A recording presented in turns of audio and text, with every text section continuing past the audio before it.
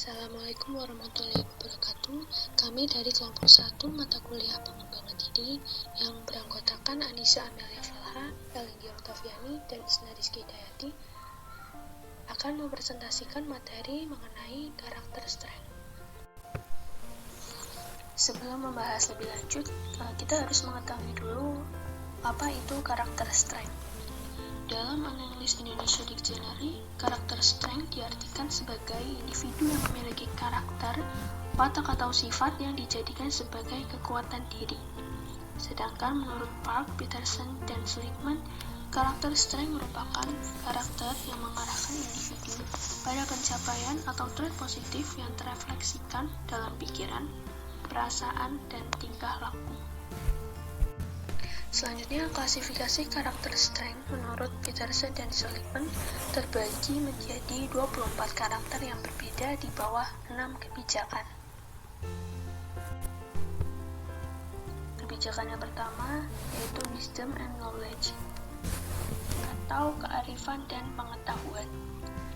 Kebijakan ini berkaitan dengan fungsi kognitif, yaitu membahas mengenai bagaimana individu memperoleh dan menggunakan pengetahuan serta wawasan demi kebaikan. Kebijakan wisdom and knowledge ini terdiri dari 5 karakter. Karakter yang pertama yaitu creativity atau kreativitas. Sebagai perbedaan individu, kreativitas memerlukan 2 komponen penting. Pertama, orang yang kreatif harus menghasilkan ide atau perilaku yang orisinal. Nah, dalam hal ini individu harus mampu menghasilkan ide atau perilaku yang baru, mengejutkan, atau tidak biasa. Selanjutnya yang kedua, selain orisinal, ide atau perilaku tersebut harus adaptif. Untuk menjadi adaptif, orisinalitas individu harus memberikan kontribusi positif bagi kehidupannya sendiri atau bagi kehidupan orang lain.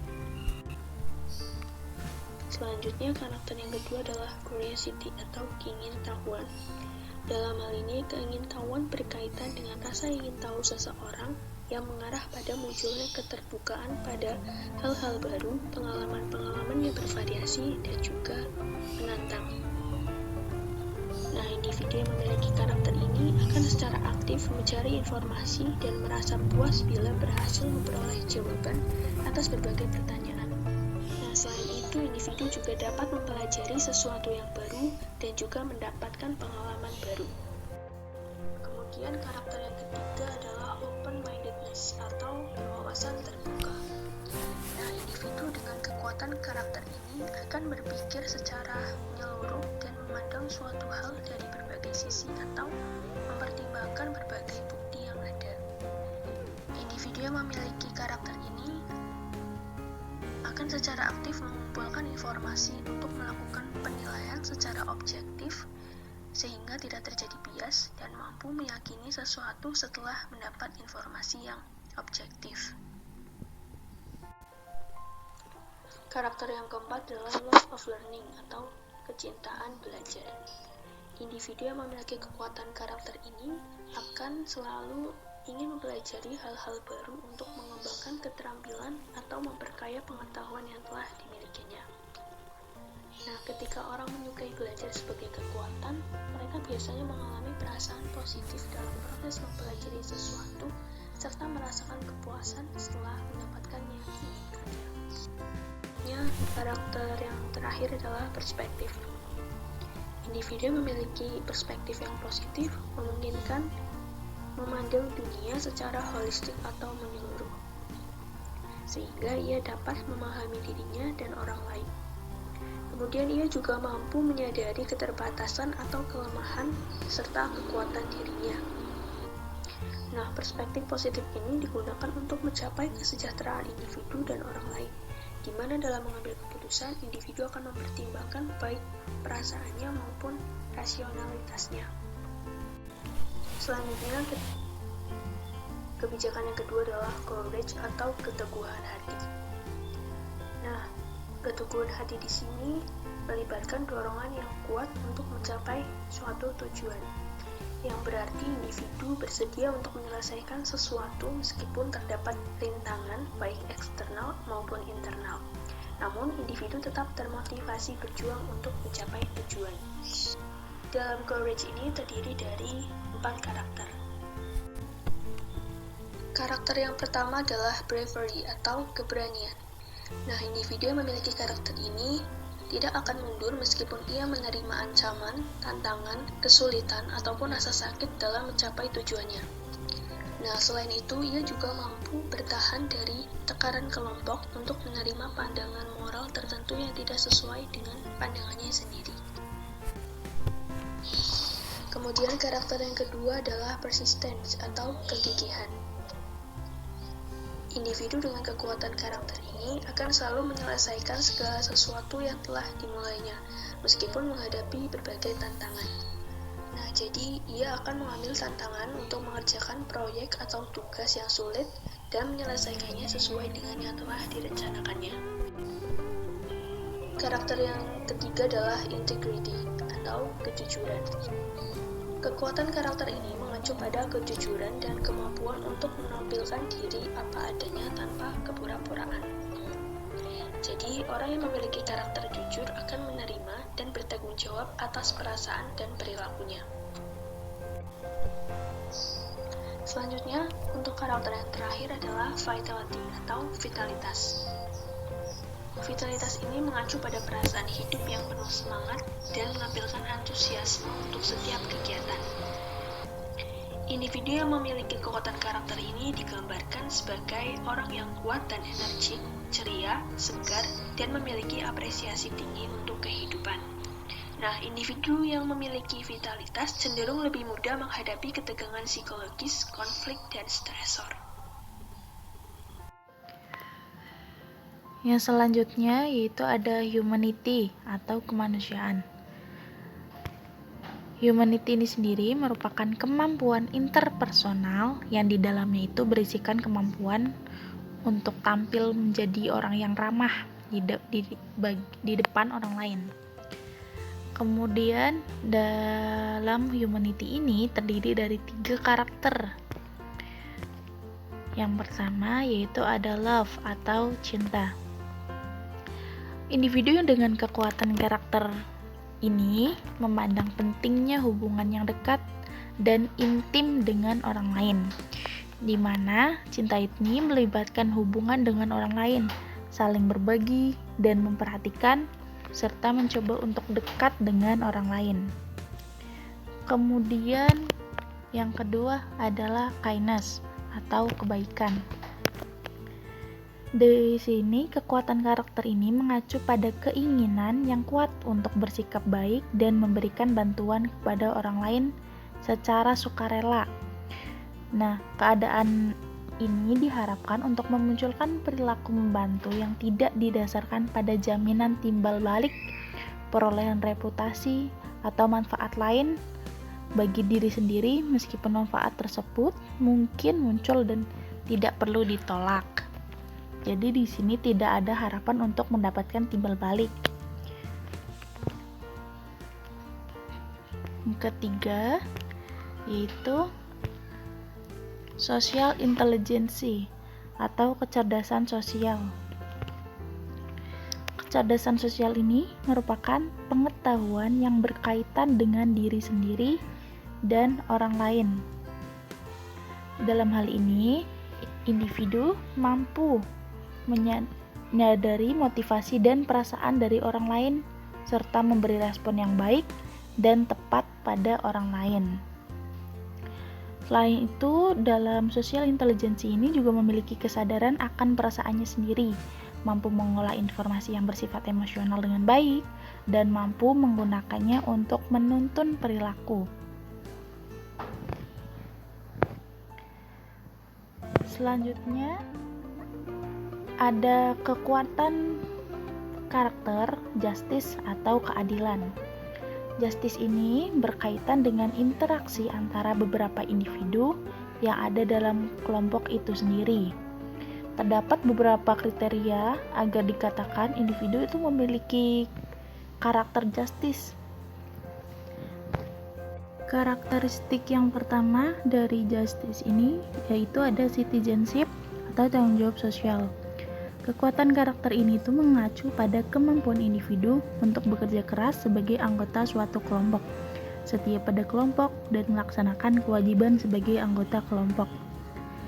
Individu dengan kekuatan ini tuh memiliki rasa tanggung jawab yang kuat, bekerja untuk kebaikan kelompok daripada untuk keuntungan pribadinya, dan juga setia kepada teman. Yang kedua ada fairness atau keadilan.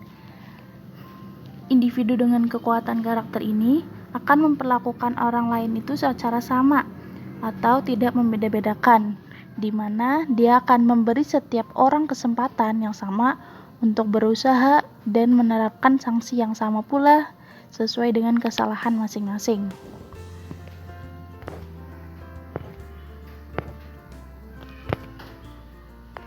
Kemudian yang ketiga adalah leadership atau kepemimpinan.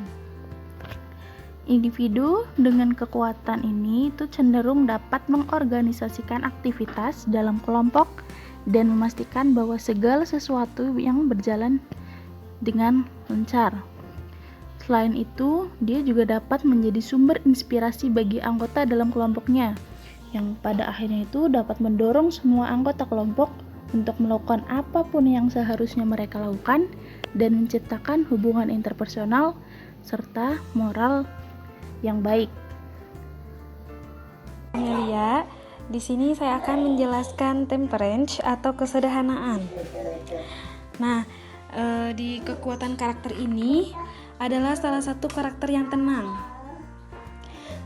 Jadi di sini tuh kemampuan untuk menahan diri dan tidak melakukan sesuatu yang dianggap berlebihan. Seperti itu. Nah, di temperance ini ada 4 kekuatan karakter. Yaitu yang pertama ada forgiveness and mercy atau memaafkan. Nah, jadi dengan kekuatan karakter forgiveness ini, seseorang itu mampu memaafkan orang lain yang melakukan kesalahan, mampu memaafkan gitu. Jadi forgiveness ini itu mencerminkan kebaikan, belas kasihan atau keringanan terhadap seseorang yang sudah menyakitinya, gitu. Jadi berupaya gitu memberi kesempatan terhadap kesalahan yang dilakukan dan tidak berusaha untuk balas dendam. Tidak berusaha untuk balas dendam gitu. Jadi bersikap biarlah berlalu. Kayak gitu. Karena satu-satunya kekuatan yang dapat menghentikan ingatan itu kekuatan yang dapat menghentikan ingatan terhadap rasa sakit itu adalah memaafkan. Kayak gitu. Nah, yang kedua ada humility and modesty atau kerendahan hati dan kesederhanaan. Nah, dalam hal ini itu seseorang tidak akan menyombongkan keberhasilannya. Insyaallah. Nah, walaupun gitu banyak istilah modesty dan humility ini sering disamain gitu, tapi mereka itu memiliki perbedaan. Nah, kalau humility lebih bersifat internal, yaitu seseorang itu cenderung merasa dirinya itu bukanlah pusat perhatian gitu, bukanlah pusat dari dunia gitu, kayak gitu. Nah, kalau modesty lebih bersifat eksternal, ya, jadi yang artinya bersifat sederhana secara perilaku maupun penampilan, nggak menonjolkan gitu, tidak menyombongkan gitu, biasa walaupun dia punya. Nah, yang ketiga ada